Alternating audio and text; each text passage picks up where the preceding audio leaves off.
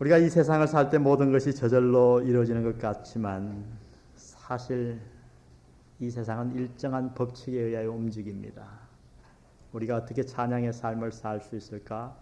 거기에도 작은 법칙이 작용합니다. 우리가 이 세상의 물질적인 법칙은 너무나도 잘 아는 것 같아요. 어떻게 계절이 바뀔까? 이제 12월 중순부터 굉장히 추워진다 그러죠. 왜 가을이 있고 겨울이 있고 봄이 있고 여름이 있는가? 지구가 공전하기 때문에 그래요. 왜 낮과 밤이 일정하게 바뀔까? 지구가 자전하기 때문에 그래요. 하나님께서 어떠한 특별한 법칙을 만들었기 때문에 계절이 있고 낮과 밤이 있는 거예요. 지구가 둥그런데 왜 위에 사는 사람은 서 있는 게 이해가 가지만은 저 반대편 밑에 있는 사람은 떨어지지 아니하고 아래에 매달려 있을까? 중력 때문에 그래요. 만유인력의 법칙 때문에 그래요. 뉴턴은 어느 날 사과밭에서 사과가 뚝 떨어지는 걸 보고 저놈의 사과가 사과나무에서 떨어지면 왜 땅으로 떨어질까? 하늘로 안 솟을까? 얼마나 천재적인 바보입니까? 바보적인 천재고. 그 관찰에 의해서 만유인력의 법칙을 발견해냈어요. 그가 만든 게 아니라 하나님이 이미 그 법칙을 이 우주를 창조할 때 심어 놓으신 것을 그저 뉴턴이 발견했을 뿐이에요. 수많은 사람들이 알지만 그것을 법칙으로 체계화시키지 못했지만 그가 그것을 법칙으로 알아낸 것뿐이에요. 우리가 어떻게 배를 타고 다닙니까? 그저 배가 막 설계된 것 같아도 부력의 법칙에 의해서 치밀하게 설계되어졌습니다. 그 법칙에 따르지 아니하면 배는 침몰하고 맙니다. 길거리에 수많은 자동차가 그냥 다니는 것 같지만 수많은 법칙이 거기에 적용되고 있어요. 작용과 반작용의 법칙, 그 다음에 관성의 법칙, 여러 가지 것들을 이용해서 그 법칙에 의해서 자동차를 설계해서 우리가 지금 이 세상에 살고 있는 거예요. 이 법칙을 누가 만드셨나요? 하나님이 만드셨어요. 이 법칙은 우리가 불편하다고 해서 바꿀 수 있는 것이 아니에요. 이 법칙에 우리는 순응해야만 되지 우리가 그것에 저항하도록 하나님은 그렇게 만들지 않았다는 거예요. 하나님이 만드신 그 법칙에 따라서 우리 인간들이 잘 순응해 나갈 때 우리에게 유익이 있습니다. 그러나 우리가 그것을 거스리고 대적할 때 우리에게 찾아오는 것은 불행밖에는 아무것도 없어요. 우리가 이러한 물질적인 법칙, 과학적인 법칙들은 어릴 때부터 너무나도 배워서 잘 알고 있습니다. 그러나 오늘날 우리 영적인 세계에, 도덕적인 세계에도 하나님의 치밀한 법칙이 이 우주를 관장하고 있다고 하는 사실을 깨닫고 적용하며 사는 사람은 너무나도 적다고 하는 것입니다. 그러나 여러분, 보이지 않는 법칙, 하나님은 과학적인 법칙뿐만 아니라 이 세상 뒤에 우주를 움직이고 있는 영적인 세계에 당신의 치밀한 법칙을 만드셨고 그 법칙에 따라서 오늘 우리 인류를 운행하고 계심을 우리가 알아야 할 것입니다.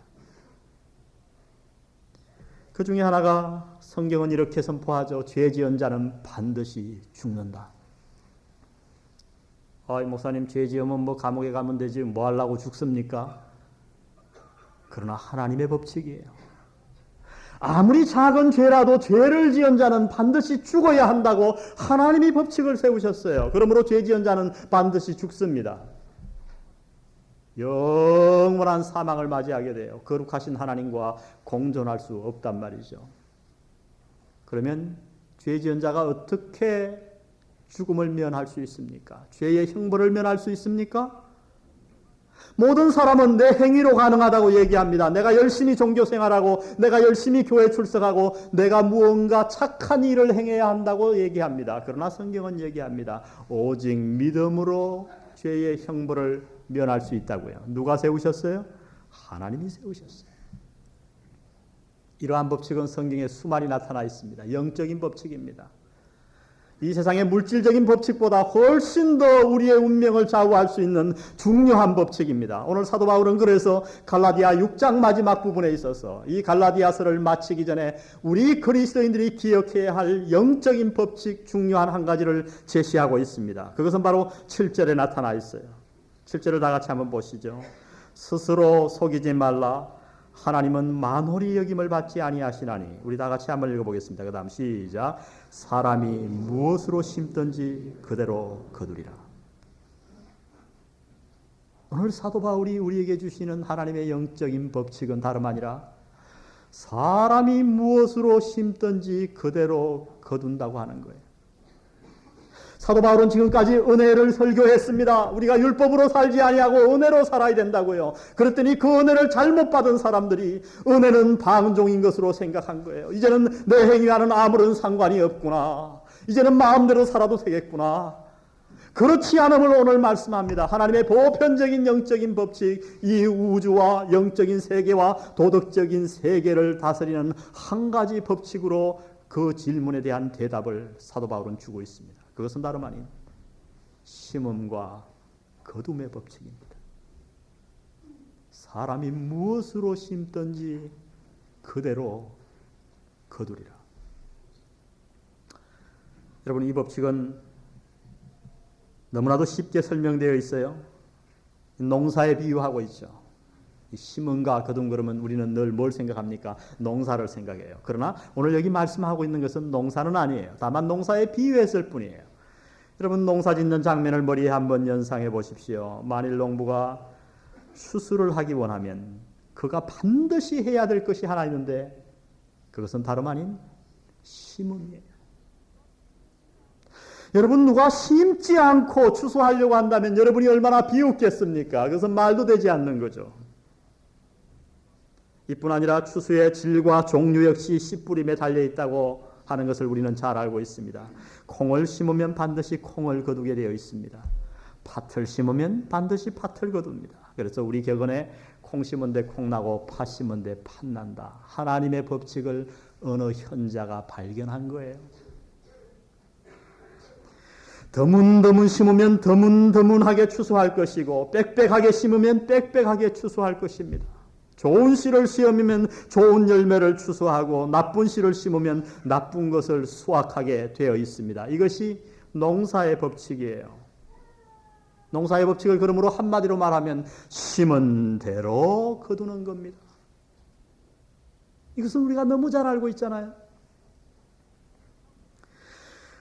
오늘 바울의 요점이 뭐냐 하면 이 농사의 법칙을 설명하고자 함이 아니라 이와 같이, 즉 농사의 법칙과 마찬가지로 영적인 세계에서도 우리는 심은 대로 거둔다고 하는 겁니다. 사람이 무엇으로 심든지 그대로 거두리라. 그래서 욥기 4장 8절에서 욥은 이렇게 고백했습니다. 사람이 악을 밭갈고 독을 뿌리면 멸망을 거둘 것이라. 호세아 8장 7절에 이스라엘 백성의 타락함을 보고 호세아는 예언하기를 너희가 바람을 심었기에 광풍을 거둘 것이다. 무슨 얘기예요? 하나님의 심판을 거두게 될 것이라 말씀하십니다. 이 영적인 법칙은 하나님의 법칙이기 때문에 아무도 바꿀 수 없어요. 그래서 이것을 강조하기 위해서 사도 바울은 두 가지 명령과 한 사실을 덧붙입니다. 뭐냐면 그러므로 너희는 스스로 속이지 말라. 하나님은 만홀히 여김을 받지 아니하시느니라. 이 말의 뜻이 뭐예요? 왜 속이지 말라 그러는 거예요? 이것이 영적인 법칙인데 수많은 사람들이 이 영적인 법칙을 알지 못하고 어떻게 해요? 심지 않아요. 주님 앞에 헌신하지도 아니하고 성경 공부도 하지 아니하고 기도도 하지 아니하고 그들은 자기의 영이 자라나기를 기다립니다. 내가 왜 이렇게 거룩한 사람이 되지 못했을까? 그리고 교회를 원망합니다. 내가 이 영안교회를 15년이나 다녔는데 내 신앙에 아무런 변화가 없다고. 그래서 교회를 떠나려고 하는 사람을 저는 말린 적이 있습니다. 결국 떠났어요. 그는 지금 술을 파는 곳에서 일하고 있다는 소식을 들었습니다. 안타깝습니다. 그거 한 말이 뭔지 아세요? 내가 영안교회를 주일학교 때부터 다녔습니다. 그러나 제가 확인해 봤습니다. 자매님 성경 공부해 보셨습니까? 아니요. 정말 주님 앞에 기도해 보신 적이 있습니까? 아니요. 교회 와서 한번 무슨 직분을 맡아서 헌신해 본 적이 있습니까? 아니요. 그는 전혀 심지 않은 거예요. 그저 교회만 왔다 갔다 했을 뿐이에요. 그러나 그의 마음에는 잘하고 싶은 마음은 있었어요. 그래서 원망했습니다. 교회를 원망하는 거예요. 교회 다녀도 소용없더라. 왜? 내가 15년을 다녔는데 내게는 아무런 것도 없다고요. 왜 없어요? 심지 않았기 때문이에요. 우리는 주위에서 이러한 사람을 수많이 보고 있습니다. 내 마음에서 보고 있습니다.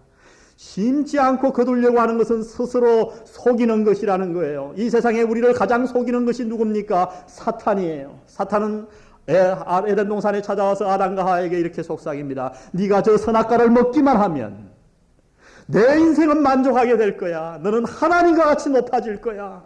그것은 새빨간 거짓말이었습니다. 오늘도 사탄이 우리에게 얼마나 많은 것을 속삭입니까? 네가 이 일만 성취하면 내 인생에 만족이 있을 거야.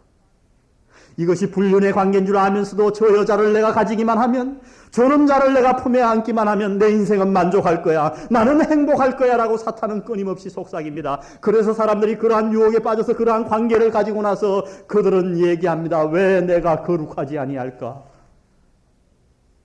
그것은 자기를 속이는 거예요. 하나님의 법칙은 간단합니다. 심은 대로 거두는 거예요. 오늘 사도 바울은 그래서 부탁합니다. 스스로 속이지 말라. 이 법칙을 바꾸려고 하는 것은 스스로 속이는 것이다. 또 하나 뭐죠? 하나님은 만홀히 여김을 받지 아니하신다. 여러분, 만홀히 여김을 받는다는 뜻이 뭘까요? 오늘 제가 단어 연구를 해보면서 아주 재미있는 것을 연구했어요. 이 무커테리조 하는 이 스스로 만홀히 여김을 받는다 하는 이것은요, 이 코에 관한 단어더라고요. 이것은 코를 어떻게 움직이는 건데, 어떻게 움직이냐면 세상에 코를 움직일 수 있는 사람은 많지 않아요. 이 손가락으로 코를 움직이는데 코를 위로 밀어갖고 덜찬 코 모습을 하는 거예요. 이게 뭔지 우리 문화에서는 잘 이해가 안 될 거예요. 그러나 그 당시 문화, 이 문화가 전통으로 내려와서 서양의 어떤 나라에는 이 문화가 아직도 있는데요. 사람을 놀릴 때 어떻게 하냐면 자기의 코를 위로 이렇게 밀어요. 그러면 뭐냐면 너 바보다. 내가 놀리는 거예요. 우리나라는 어떻게 표현해요? 그걸? 남을 놀려본 사람은 다 잘 알 텐데 이게 다 거룩한 분들만 있어서 모른 척하고 있는데 어떻게 합니까? 양손을 뺨에다 대고 뭘 내밀죠? 혓바닥을 내밀죠. 이렇게 애들이 놀리잖아요. 조롱하는 거죠. 이 만홀히 여긴다. 하나님을 조롱하는 거예요. 하나님 보고 당신 바보입니다. 여러분, 하나님을 어떻게 우리가 조롱할 수 있겠습니까? 어떻게 우리가 하나님을 만홀히 여길 수 있겠냐는 겁니다. 그러나 오늘 교회 다니는 사람들은 나는 한 번도 하나님을 만홀히 여긴 적이 없다고 얘기할지 모르겠습니다. 나는 하나님을 조롱한 적이 없다고 얘기할지 모르겠습니다. 그러나 여러분이 만일에 심지 않고 거두려고 한다면, 악한 것을 심어놓고 거룩한 것을 거두려고 한다면 여러분은 지금 하나님을 향해서 하나님을 조롱하는 것이라 성경은 얘기합니다. 하나님의 영적인 법칙을 무시해버리는 것, 아무것도 심지 않고 거두려고 하는 것, 나쁜 것을 심어놓고 선한 것을 거두려고 하는 것, 하나님을 향해 조롱하며 하나님을 만홀히 여기는 것입니다. 사랑하는 성도 여러분, 우리가 어떻게 행복한 그리스도인의 삶을 누릴 수 있습니까? 그것은 다름 아닌 하나님이 세우신 영적인 법칙에 순응해야 할 줄 믿습니다. 오늘 그래서 사도 바울은 이 영적인 법칙에 우리 그리스도인들을 향해 순응하라 명령하면서 어떻게 하는 것이 도대체 어느 분야에서 우리가 이 말씀을 적용해야 할 것인가, 구체적인 3가지 우리의 삶에서 적용을 말씀하고 있습니다. 그것이 본문의 마지막 내용이에요. 첫 번째 적용이 6절에 나와 있는데 우리 다 같이 한번 읽어보겠습니다. 6절 시작. 가르침을 받는 자는 말씀을 가르치는 자와 모든 좋은 것을 함께 하라. 첫 번째 우리에게 명령하시기를 말씀을 가르치는 자를 위해 좋은 것을 심으라고 명령합니다. 여러분, 성경은 종종 성도들에게 지도자와의 관계를 아름답게 유지하라고 권면하고 있습니다. 그 이유는 목사나 말씀을 가르치는 지도자가 성도보다 더 신분적으로 높기 때문이 아니에요. 더 중요하기 때문이 아니에요. 구약시대에는 제사장이 하나님과 성도 사이에 있었습니다. 백성들 사이에 있어서 늘 제사장의 신분은 백성보다 높은 듯한 위치에 있었습니다. 그러나 신약에 와서 이것은 완전히 뒤바뀌었어요. 만인 제사장이에요. 제가 여기서 설교하고 제가 목회자지만은 여러분보다 조금도 더 높지 않습니다. 똑같은 자리에 있어요. 똑같이 우리는 머리 대신 주님을 따라가며 섬기는 거예요. 그러나 똑같은 신분이지만은 그 기능에는 차이가 있다라고 성경은 얘기합니다. 왜 말씀을 가르치는 자와 성도들이 좋은 관계를 유지해야 하는가? 그것은 말씀을 가르치는 자가 성도보다 더 중요해서가 아니라 말씀을 가르치는 자의 역할이 중요하기 때문이라 성경은 말씀하십니다. 여러분, 어떻게 하면 우리가 신앙생활을 잘할 수 있죠? 뭐니 해도 하나님 말씀을 잘 배워야 돼요. 요새는 이게 바뀌어갖고 뭐니 해도 머니다. 뭐니 해도 돈이다. 이러는 분들이 있는데 신앙이 잘 성장하기 위해서는 다른 중요한 것들이 많이 있어요. 그러나 가장 중요한 것을 꼽으라고 한다면 하나님의 말씀을 올바로 배우는 거예요. 여러분, 교회를 한번 관찰해 보세요. 부흥하는 교회, 어떤 교회가 부흥합니까? 그 교회를 자세히 관찰해 보면 강단이 살아있는 교회가 부흥하는 거예요. 교인들이, 성도들이 열심히 성경 공부를 하려고 하는 교회는 반드시 부흥하게 되어 있습니다. 우리가 교회 역사를 살펴보면 부흥이 일어나는 곳에는 언제나 하나님의 말씀이 뒤따랐습니다. 하나님의 말씀이 일어나는 곳에 부흥은 반드시 찾아온 것을 우리는 어렵지 않게 발견할 수 있습니다. 그러므로 오늘 권면은 말씀을 가르치는 자들이 그 말씀을 잘 가르칠 수 있도록 도우라는 겁니다. 좋은 것을 함께 하라.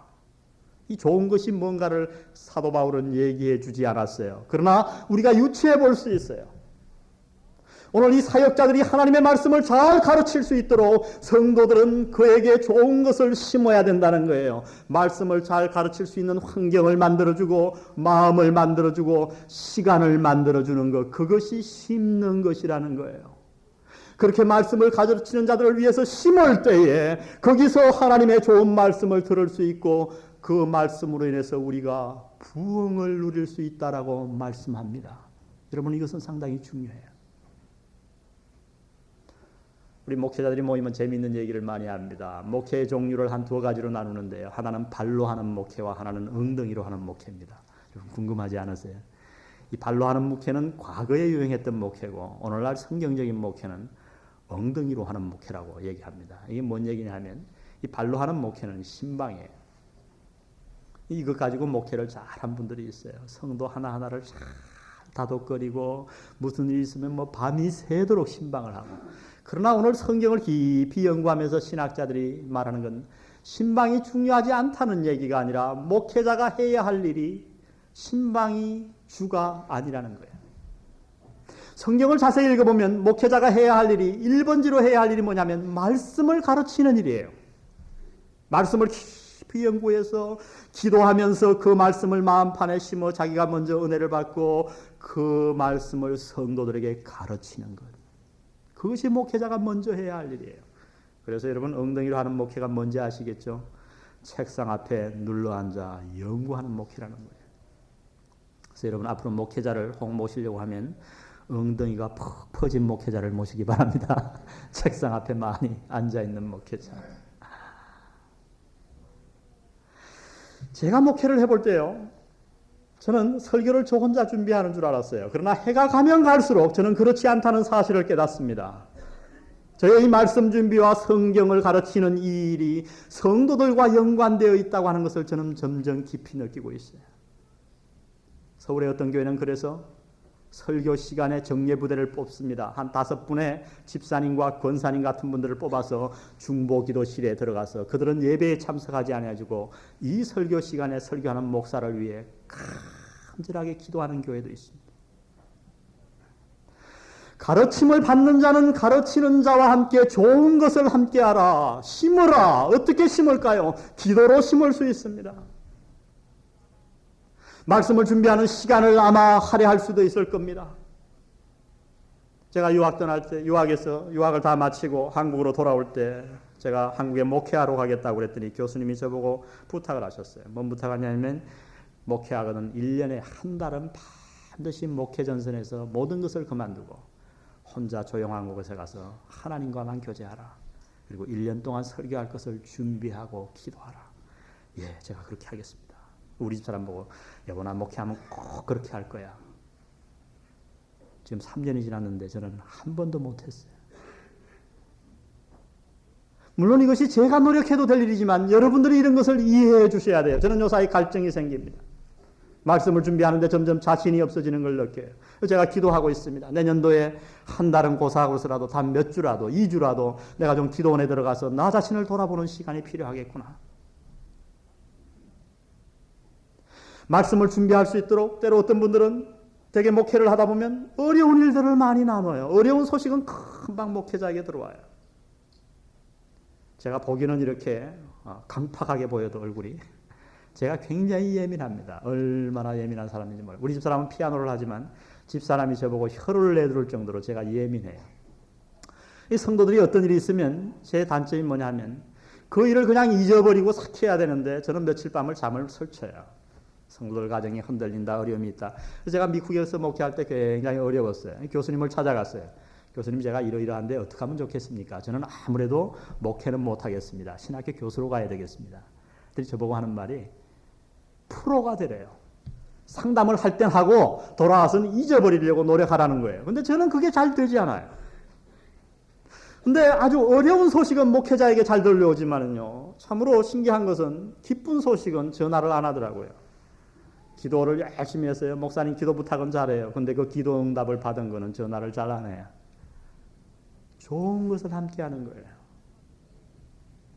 여러분, 다시 한번 말씀드립니다. 말씀을 가르치는 자가 말씀을 받는 자보다 더 중요해서가 아니라 하나님의 말씀이 중요하기 때문에 그 가르치는 자들에게 좋은 것을 심어야 한다. 성경은 말씀하십니다. 어떻게 우리가 아름다운 그리스도인 생활을 할 수 있을까요? 말씀을 가르치는 자를 향해 좋은 것을 심으시기를 바랍니다. 두 번째 우리가 심어야 할 부분, 이 영적인 법칙을 적용해야 할 부분을 8절에서 이렇게 말씀하십니다. 우리 8절을 또 다 같이 한번 읽어보겠습니다. 시작.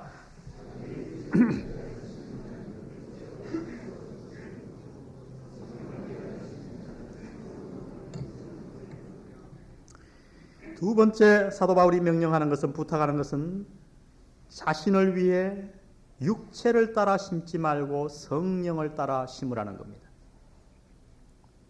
이게 영적인 법칙이에요. 행복한 그리스도인의 삶을 원하시면 성령을 따라 심어야 합니다. 우리 한국 사람들은 인생을 숙명론적으로 보는 면이 많아요. 그것을 머리로는 거부할지 몰라도 마음 깊숙이 그런 것들이 너무 많아요. 그래서 우리의 모든 삶이 팔자에 달려있다고 믿습니다. 그래서 뭐가 잘못되면 늘 팔자 타령을 하고 좀 노력보다는 되는 대로 살아가려고 하는 경향이 있어요. 불교의 영향을 받아서 아마 그런지 모르겠어요. 그러나 성경은 전혀 숙명론을 주장하지 않습니다. 오히려 우리의 삶이 팔자에 달린 것이 아니라 우리의 삶은 우리가 만들어가는 것이라 말씀하십니다. 그래서 서양에는 이 기독교 사상을 근거한, 서양에는 우리가 잘 아는 이런 속담이 있어요. 말이 행동을 낳고 행동이 습관을 낳고 습관이 인격을 낳고 인격이 그 사람의 운명을 결정한다. 이런 말 많이 들어봤을 거예요. 이것이 성경의 사상이에요. 우리의 삶과 우리의 운명은 팔자 소관이 아니고 팔자에 달린 것이 아니고 내가 만들어 간다는 거예요. 즉 우리가 오늘 무엇을 심느냐에 따라서 우리의 미래와 우리의 운명이 결정되게 되어 있다고 하는 겁니다. 수많은 사람들이 가정이 깨어지고 자식이 잘못되면 남을 원망하고 환경을 탓하고 팔자 타령을 합니다. 그래서 점을 보러 가죠. 내게 무슨 애군이 끼어서 그런 게 아니냐. 아니요. 잘 살펴보면 심은 거예요.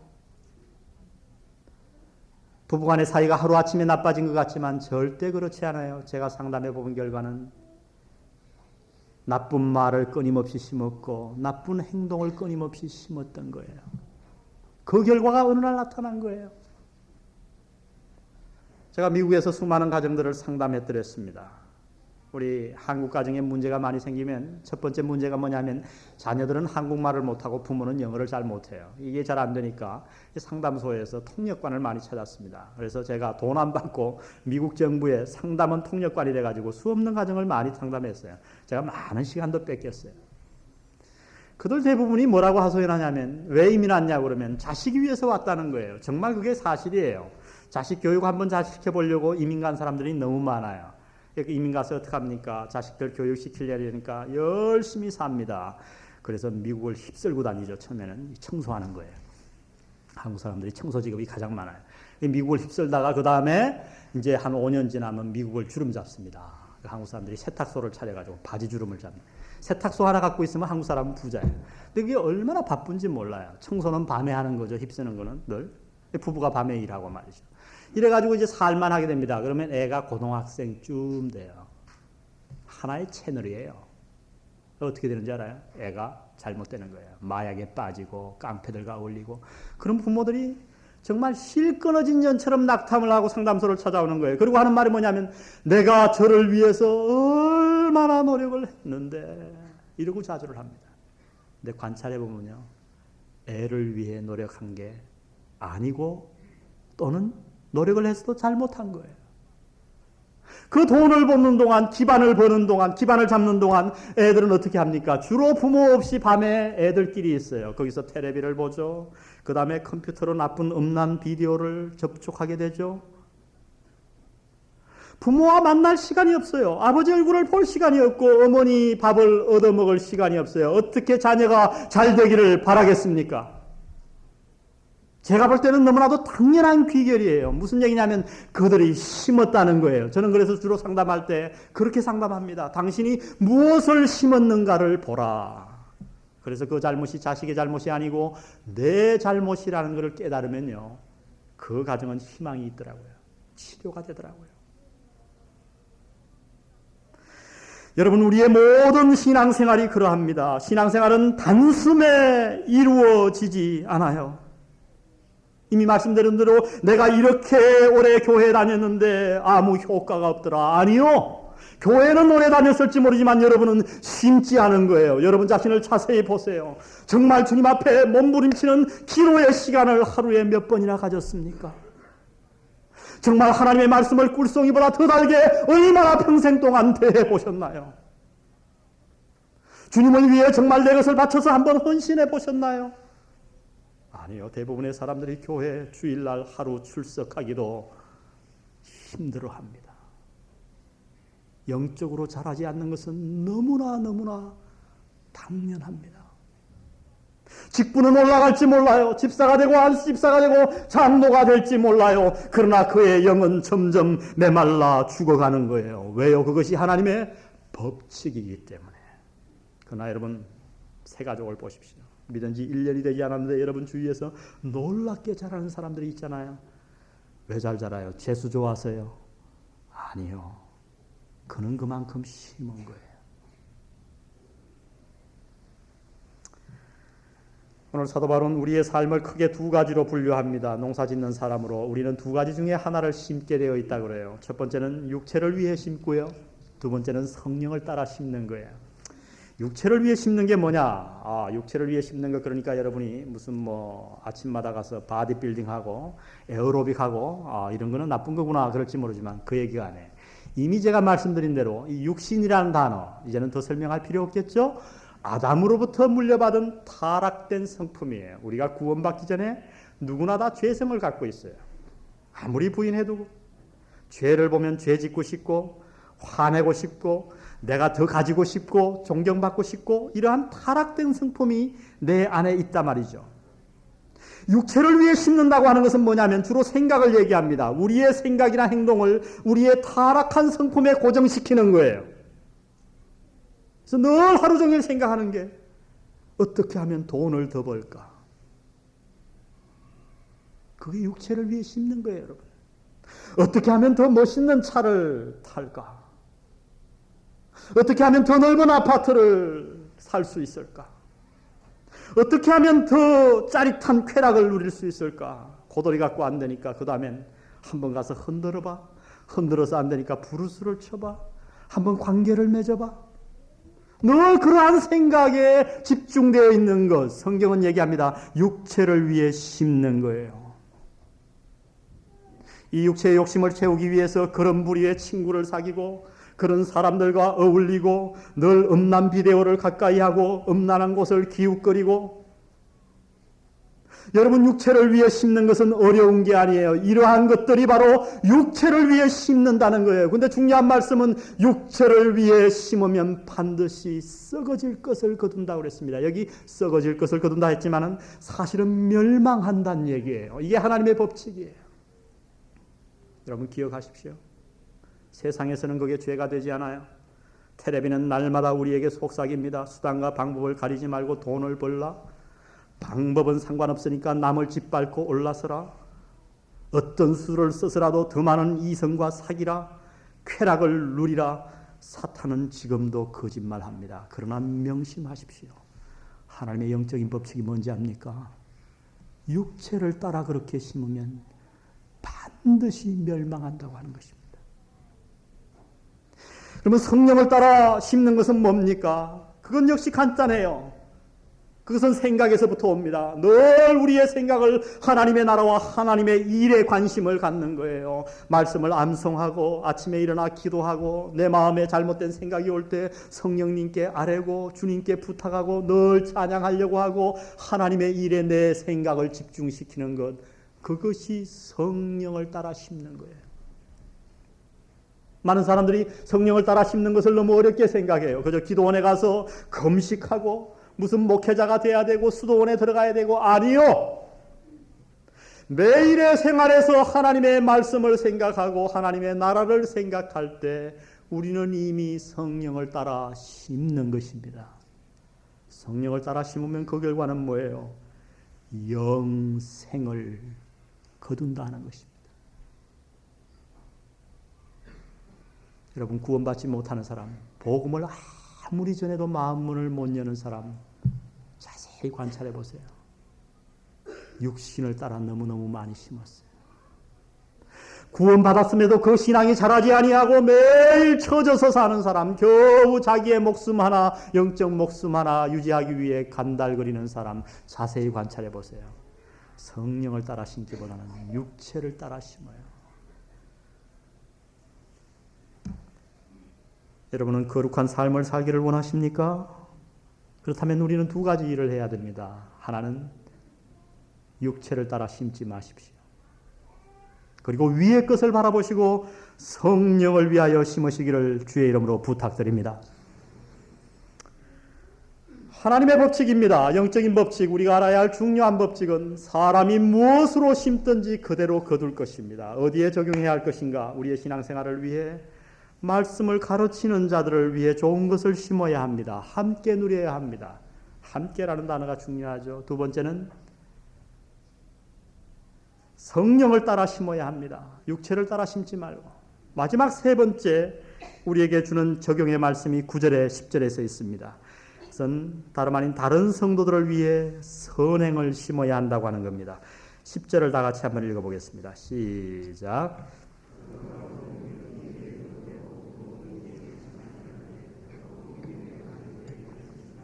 예.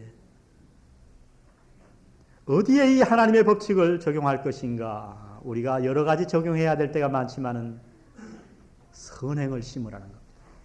이 땅에 사는 동안. 오늘 구체적으로 몇 개를 나누어서 말씀해 주고 있는데요. 누구에게 이 선행을 심어야 되는가? 먼저 보니까 모든 이에게, 가능하면 모든 사람에게, 여러분에게 해꾸지하는 사람, 여러분과 잘 알지 못하는 사람, 가능하면 모든 이에게. 여러분, 그래서 그리스도인들은 육교에 지나가다가도 거지가 오면 다른 사람은 안 줘도 가능하면 한 푼이라도 주고 가야 돼요. 모든 이에게.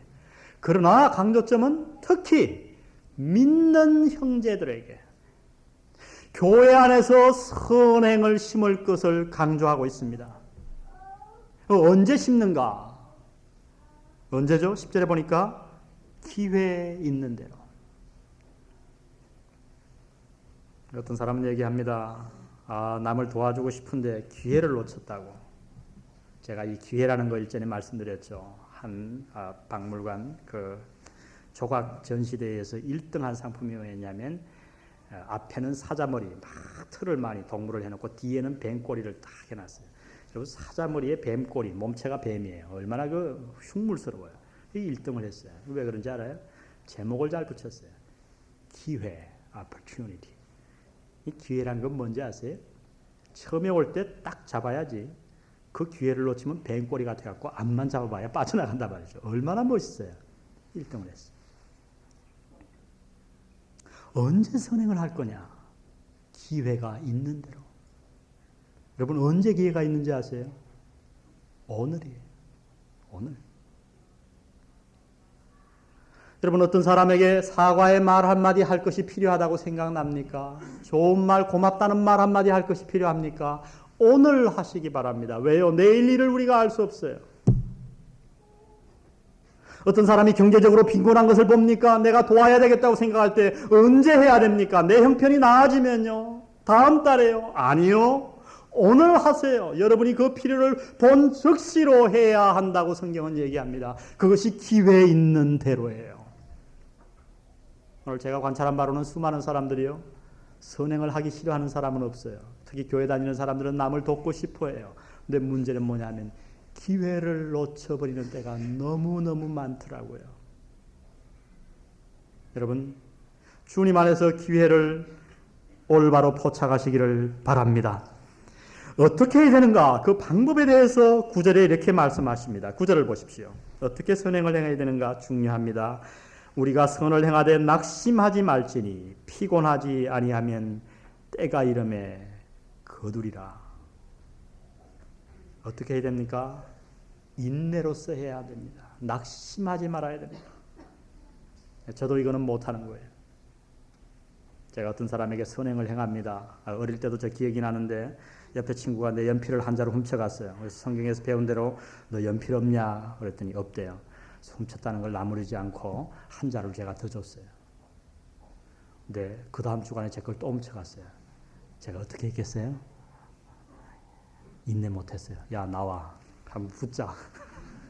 그래가지고 핥히고 물어뜯고 그냥 온 데가 부상이 당해가지고 제가 싸웠던 기억이 나요.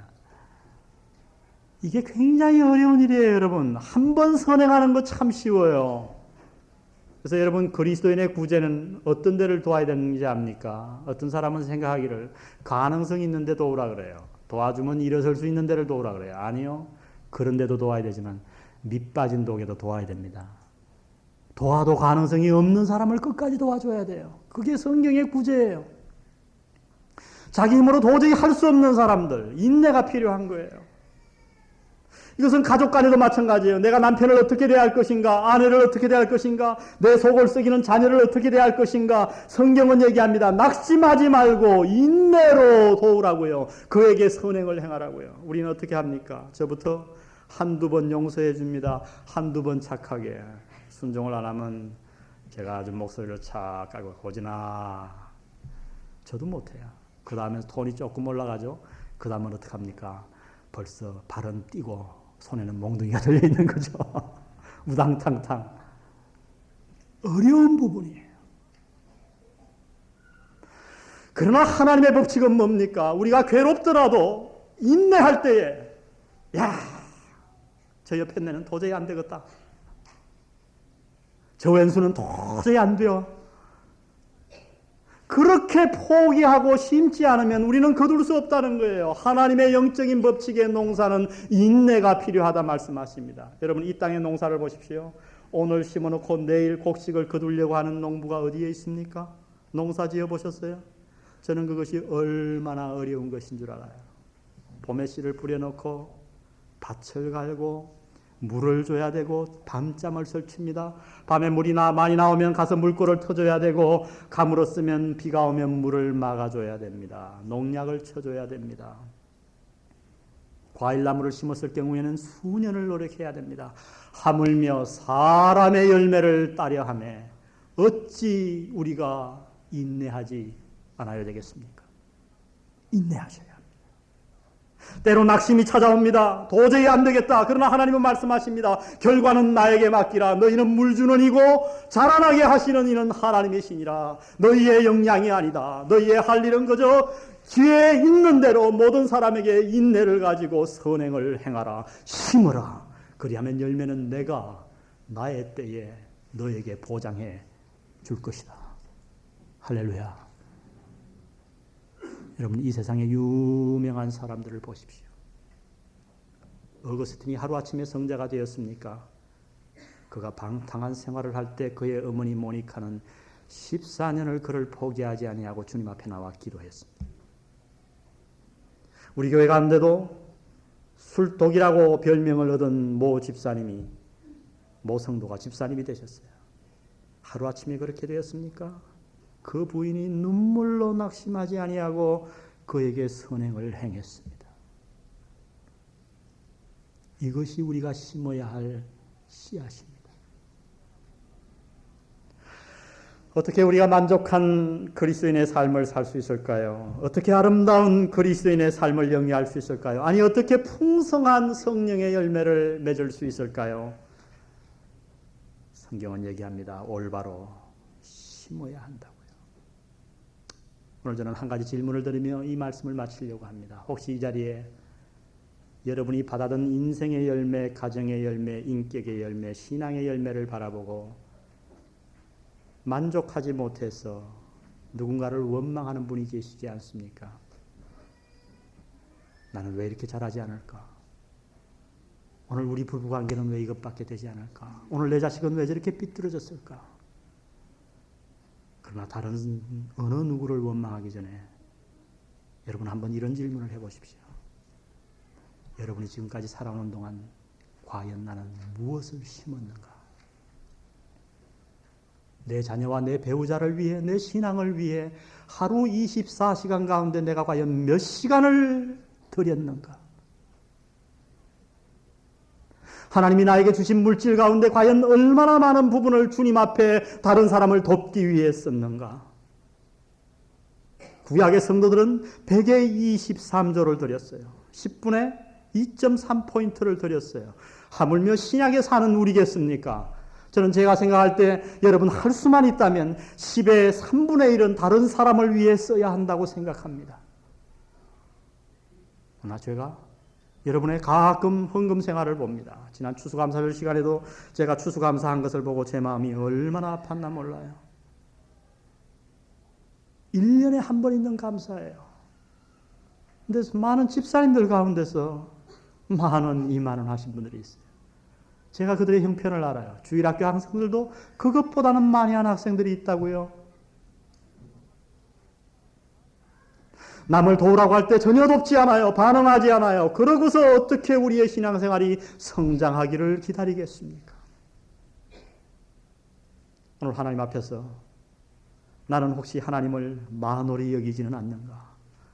혹시 나는 내 스스로를 속이고 있지는 않은가? 세상을 위해서는 내 모든 헌신과 내 시간을, 내 물질을 다 바치면서 하나님을 위해, 내 가정을 위해, 내 자녀를 위해 그것을 아끼지는 않았는가?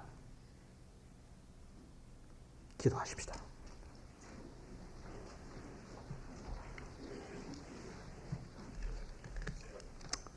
우리 한 1, 2분간 주님 앞에 기도하는 시간을 가졌으면 좋겠습니다. 사랑하는 성도 여러분, 언젠가 하나님이 우리의 열매를 평가하실 날이 올 것입니다. 지금 여러분은 어떤 열매를 맺고 계십니까? 혹시 여러분이 맺은 열매가 불만족스러우십니까? 그렇다면 오늘 하나님의 영적인 법칙에 다시 한번 귀를 기울이시기 바랍니다. 사람이 무엇으로 심든지 그대로 거두리라. 오늘 이 말씀을 깨달아서 뒤에 있는 것은 잊어버리고 오늘부터 성령을 따라 하나님의 말씀에 따라 심는 우리 귀한 성도들 되시기를 바랍니다. 우리 354장 찬송 오늘 말씀을 생각하면서 주님 앞에 내 모든 것을 바치겠습니다. 내가 의의 것을, 좋은 것을 심겠습니다. 354장 보겠습니다.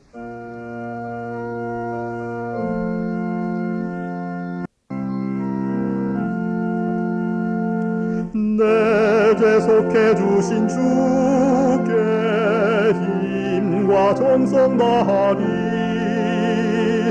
나의 온갖 언행 심사 주를 위한 것일세. 내게 있는 모든 것은 주를